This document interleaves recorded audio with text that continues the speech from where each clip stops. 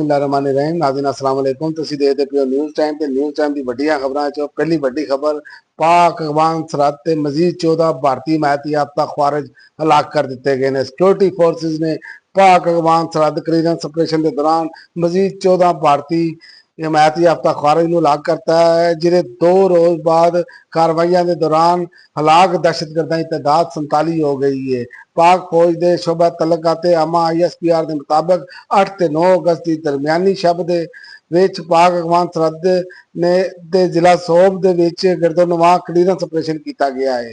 ਉਸ ਤੋਂ ਇਲਾਵਾ ਭਾਰਤ ਬੁਖਲਾਹਟ ਦਾ ਸ਼ਿਕਾਰ ਹੋ ਗਿਆ ਹੈ। ਭਾਰਤੀ ਫੌਜਾਂ ਨੇ 3 ਮਹੀਨਿਆਂ ਬਾਅਦ ਪਾਕਿਸਤਾਨ ਦੇ 5 ਲੜਾਕਾ ਤਿਆਰੇ ਸਮੇਤ 6 ਤਿਆਰੇ ਤਬਾਹ ਕਰਨ ਦਾ ਦਾਅਵਾ ਕਰ ਦਿੱਤਾ ਹੈ।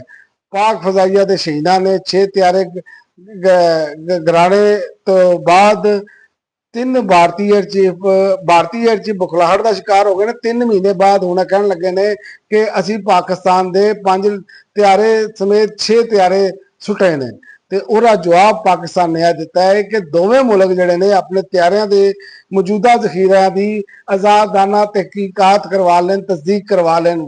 ਤੇ ਪਾਕਿਸਤਾਨ ਦਾ ਕਹਿਣਾ ਹੈ ਕਿ ਸਾਡਾ ਖਿਆਲ ਹੈ ਕਿ ਆਜ਼ਾਦਾਨਾ ਤਸਦੀਕ ਨਾਲ ਸਾਰੀ ਹਕੀਕਤ ਪਤਾ ਲੱਗ ਜਾਏਗੀ ਤੇ ਭਾਰਤ ਜੋ ਛੁਪਾਣਾ ਚਾਹੁੰਦਾ ਹੈ ਉਹ ਸਾਹਮਣੇ ਆ ਜਾਏਗਾ।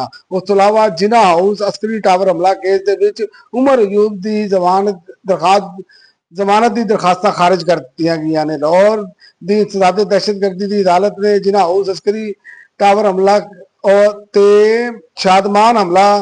ਸ਼ਾਦਮਾਨ ਥਾਣਾ ਜਰਾਨ ਦੇ ਮੁਕੱਦਮਾਤ ਨੂੰ PTI ਰਹਿਨੁਮਾ ਉਮਰ ਅਯੂਬ ਦੀ ਜ਼ਮਾਨਤ ਦੀਆਂ ਦਰਖਾਸਤਾਂ ਖਾਰਿਜ ਕਰ ਦਿੱਤੀਆਂ ਨੇ।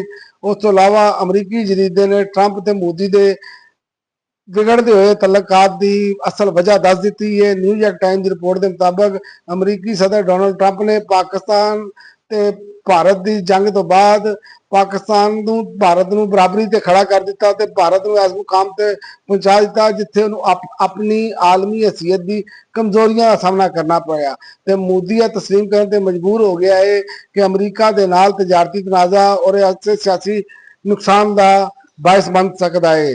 ਤੇ ਨਾਮਵਰ ਅਮਰੀਕੀ ਜਰੀਦੇ ਦੀ ਰਿਪੋਰਟ ਵਿੱਚ ਕਿਹਾ ਗਿਆ ਹੈ ਕਿ ਅਮਰੀਕਾ ਦੇ ਨਾਲ ਭਾਰਤ ਦੇ ਤਲਕਾਤ ਉਸ ਵਕਤ ਵਿਗੜੇ ਨੇ ਜਦੋਂ ਸਦਰ ਟਰੰਪ ਨੇ ਰੂਸੀ ਤੇਲ ਦੇ ਮਸਲੇ ਤੇ ਤੋਜਾ ਦੇਣਾ ਸ਼ੁਰੂ ਵੀ ਨਹੀਂ ਸੀ ਕੀਤੀ। ਤੇ ਉਸ ਤੋਂ ਇਲਾਵਾ ਗਜ਼ਾ ਦੇ ਵਿੱਚ ਮਿਲਟਰੀ ਕੰਟਰੋਲ ਇਸਰਾਈਲੀ ਮਸ਼ੀਰੇ ਕੌਮੀ ਸਲਾਮਤੀ ਨੇ ਨੇਤਨਯਾਹੂ ਦੇ ਮਨਸੂਬੇ ਨੂੰ ਮਸਰਤ ਕਰ ਦਿੱਤਾ ਹੈ। ਆਲਮੀ ਖਬਰ ਰਸਾਂ ਅਦਾਰੇ ਦੇ ਮੁਤਾਬਕ ਇਸਰਾਈਲੀ ਕੌਮੀ ਸਲਾਮਤੀ ਦੇ ਮਸ਼ੀਰ ਨੇ ਗਜ਼ਾ ਤੇ ਮੁਕੰਮਲ ਫੌਜੀ ਕਬਜ਼ੇ ਦੇ ਮਨਸੂਬੇ ਨੂੰ ਹਮਾਸ ਦੀ ਕੈਦ ਦੇ ਵਿੱਚ ਮੌਜੂਦ ਇਸਰਾਈਲੀ ਰਕਮਾਲੀਆ ਵਾਸਤੇ ਡੈਥ ਵਾਰੰਟ ਕਰਾਰ ਦਿੱਤਾ ਹੈ ਤੇ ਔਰ ਤੇ ਸ਼ਦੀਦ ਤਹਫਜ਼ਾਤ ਦਾ ਇਜ਼ਹਾਰ ਵੀ ਕੀਤਾ ਹੈ। ਤੇ ਟਰੰਪ ਦਾ ਭਾਰਤੀ ਤੇਲ ਇੰਡਸਟਰੀ ਤੇ ਦਬਾਅ ਤੇ ਅੰਬਾਨੀ ਵੀ ਮੁਸ਼ਕਲ ਵਿੱਚ ਫਸ ਗਿਆ ਜੀ।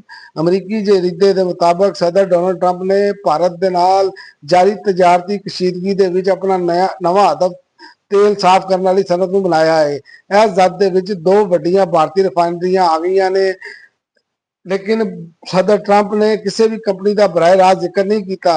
लेकिन सारे इशारे जोड़े ने भारतीय अरबपति मुकेश अंबानी तेरी कंपनी रिलायंस इंडस्ट्री की तरफ जा रहे हैं।